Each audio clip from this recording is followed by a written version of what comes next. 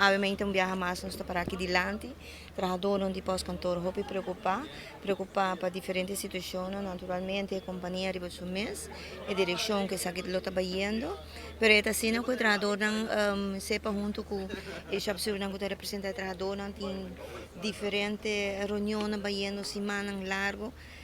reclamando não somente 18.6 que nos está comentando el lunes aqui, por certo,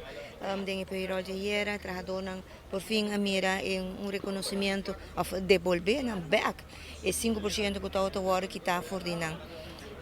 E esse ja, parte de luta, não é luta completa, so, trabalhador de pós-cantor a vinda lutando para 18.6 e não somente para 5%. Essa é uma parte de luta. E nesse momento, nós estamos bezig em diferentes reuniões com a gerência, delante do mediador, arriba o tema, arriba com o donador de trabalho tem 2 viagens acaba, 2 anos falhando, que é a ajustação de salário, que não está tomando lugar, não tem um contexto, nós estamos guardando cada viagem na onda a gerência está bem, se é errado, ou em caso aqui na ministra, que está representando errado,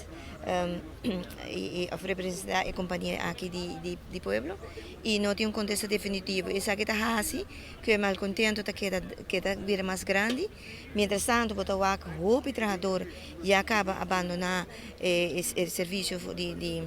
de pós-Aruba em vez para falta de uma perspectiva, para falta de algo se realmente algo bom também suceder ou também e esse é o peso de trabalho, principalmente para o grupo que estão subir para caia, que tem que cobrir o serviço de entregar serviço não de pós na casa e peso de trabalho aqui está virando cada dia mais pisar e está criando hope mais frustração para o trabalhador. O trabalhador nós temos reunião com nós, nós mira a situação aqui e agora que nós vamos reunir com Nancy para aqui que também na decisão final de aqui. Não tem contexto, não tem reação, da parte que o direito de trabalhador não conta mais e que o donador de trabalho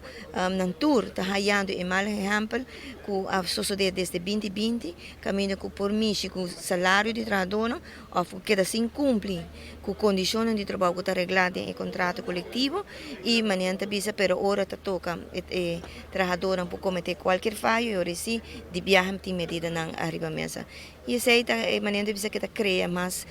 frustração para o trabalhador que a causa qual é mais nós está para aqui não e depois de aqui está depende de que a decisão de trabalhador não está nós só seguir alto.